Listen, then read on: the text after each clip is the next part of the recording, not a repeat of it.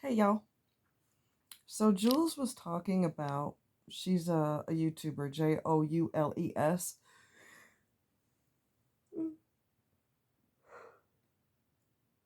Excuse me. She was talking about the time that one of her closest friends didn't really she basically didn't talk to her anymore. The friendship could not really be mm, repaired. And the reason why is because at the time, Jules, and she talks about this on her channel, she said that she was venting a lot to her friend about how her husband at the time was treating her, and venting and venting and venting and venting. And finally, her friend, who cares about her, said, "I'm tired of your husband being an asshole." She got very defensive and said, "My husband's not an ass. Don't talk about my husband. He's not an asshole." And she's like, "Okay." The friendship was never the same after that. She tried to, like later down the line, they tried to resolve the friendship or reconnect, and it didn't happen. It was never the same. So I'm going to talk about what happened with a friend of mine. And if anybody says anything stupid, your ass will get blocked. So don't even come out the side of your neck. All right. So what happened was we were friends for maybe a couple years. I'm not really sure. Time starts to be blurry after a while. You know what I mean? But uh, they were an interracial couple, and that's important to note. She is a person of color. She's black and he's white. And he's straight up country. I'm like, talks like this. They got married. They never had a healthy relationship. They fought and they fought and they fought and they fought. And he bitched about everything because that's what toxic people do. Nothing you do is good enough. You were never good enough, but they won't leave you. And it's just, they're just sick. And things were beginning to escalate with them. They had fistfights. At one point, he cut the brake line to her car. And I said, he could have killed you. You need to get away from him. You need to get away from him quick. Her father was living with them, and he's toxic as hell, too. And, oh, excuse me,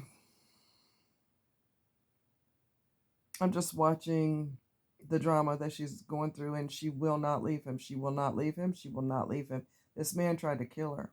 She won't leave him. And I remember saying, "Are you still being intimate with him?" And she said, "Yes." And I said, "You need to stop being intimate with him because you're not able to think clearly when you're being physical with him. It's blocking your logic. You can't think clearly when you're still being intimate with someone because, like I said, your brain works against you in situations like that." Good Lord, I'm tired. Oh, I'm sorry, guys. I'm tired. I've been under the influence today. Anyway, she, when they were married, he filed for divorce. Let me backtrack. He filed for divorce. She didn't want it, but he did. But then they still kept living together like they were a couple, which is crazy as hell.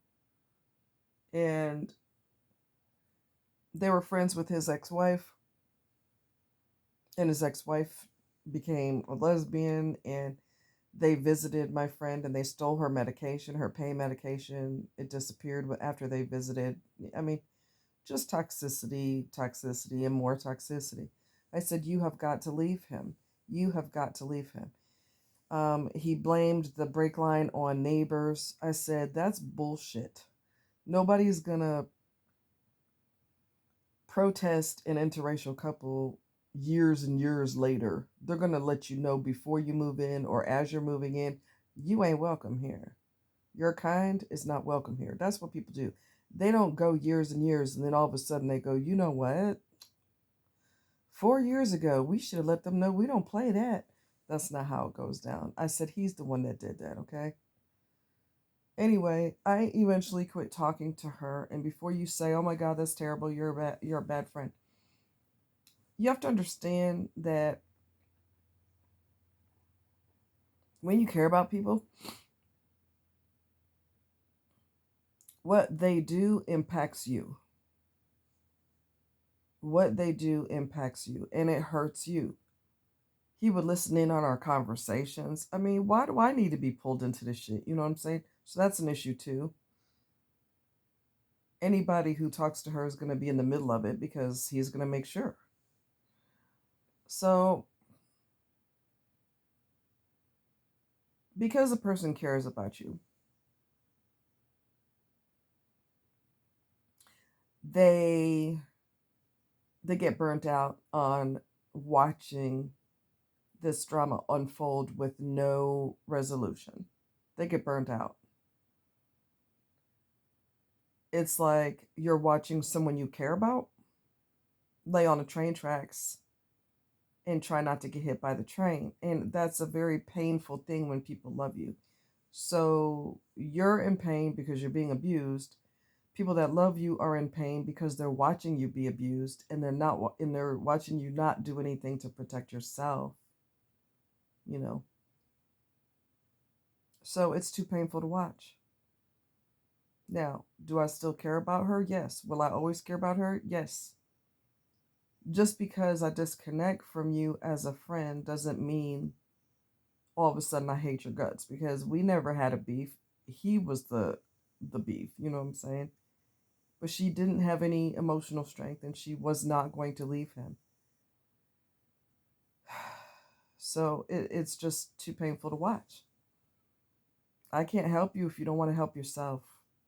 So, friends, family, co-workers, everybody's going to just back off and stay out of it because they feel helpless and you won't do anything to save yourself. You're just kind of no kind of about it. You're just too passive about your situation.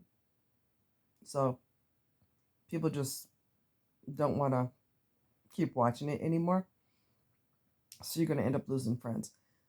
Now, the lady that quit speaking to Jules, that was different because, she got offended because Jules basically jumped her world. And yes, her husband was an asshole. And yes, she eventually apologized to her friend later. And she said, I'm really sorry about that. But her friend's feelings got hurt real bad. And so she just backed off completely. I backed off because I just cannot sit here and watch you self destruct. I can't and I won't. And I damn sure don't need him listening in on my conversation. I'm not a child. I don't need my conversation monitored. But I remember one time he was in the hospital. She came to visit. I mean, she went to visit him while he was in the hospital. Yeah. Uh, sorry, guys. That medicine is no joke. It'll wipe you out for the rest of the day. It is no joke. It's powerful. Woo. Anyway,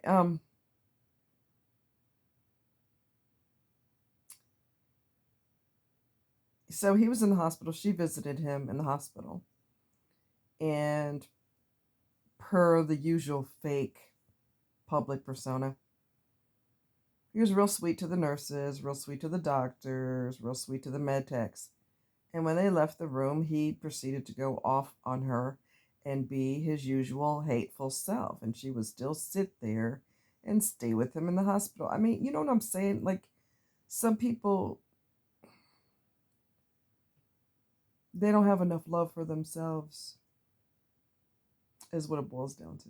They don't have enough love for themselves. You can't make them love themselves. You cannot make them get self esteem. You can't make them get tired of this person. You can't. You just can't. You cannot. You cannot. They're addicted to this person. And there's nothing else that you can do. Lee had his show tonight. And I'll do it another time. I'll comment on it another time because I'm too tired. I'm too tired to do it tonight. But I had Valium earlier today. It don't play. Holy crap, that medicine don't play. Anyway, you cannot make somebody love themselves. But anyway, Lee had his show tonight, and there was a guy that comes in there every week like clockwork, and he wants his narcissistic ex-girlfriend back. She terminated, she got pregnant from him. She terminated the pregnancy without talking to him about it. She has gotten him arrested on purpose. She's just a horrible, toxic person. But he ain't going nowhere. He wants her back. And every week he comes into the show and asks, how can I get her back? She did this and this and this. How can I get her back? So I told him last time that he was trauma bonded. So he learned what trauma bonding is. I said, you're addicted to her. He said, I'm not addicted. I'm trauma bonded. That's the same thing. That's the same thing. You cannot and will not leave this person. So he was just like, can't they change? Can't narcissists change? I said, yeah, they change for the worse. As they get older, they get worse.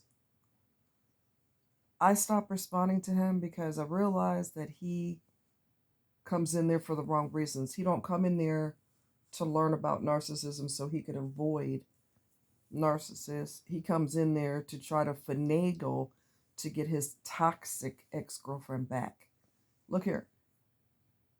If you want her, you know what? Look, it's none of my business. Look, I'm going to give you whatever advice I can give you, but you know that you trauma bonded and you still don't care. You still going to try to get back to her. Look, if somebody did half of the crap she did to me, they would have been gone.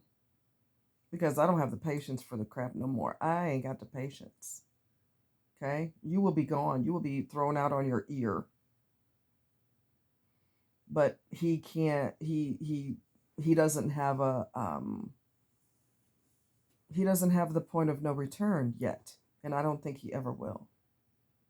The point of no return is where you get so mad and so frustrated, you're like, you know what? Screw this. I'm done. I don't give a damn what you say. I don't care if you cry so hard blood comes out. I don't care. I'm done. And you block on every avenue there is.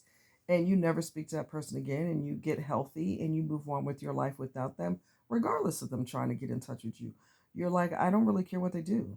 They could have a banner in the sky, from an airplane that says, hey, I love you, I'm so sorry, marry me, or some stupid shit, and you fall for it. You have to get to the that's it point. I'm done. It won't matter if you see banners in the sky. It won't matter if they climbed a skyscraper to prove to you how much they love you. It won't matter what the hell they do when you've reached the point of no return. She doesn't have a point of no return. So people that love you, people who genuinely care about you, are not going to put up with it anymore because that is the life you choose, and you will not leave this demon alone. There's nothing anybody could do for you. You have to do for yourself, and if you don't want to, our hands are tied. Our hands are tied. So, I didn't ditch her right away. I was friends with her for a while, but when I watched it get worse and worse and worse, and this fool's getting to the point where he's trying to kill her, he wants to cut the brake lines in her car, that's still not enough to leave somebody.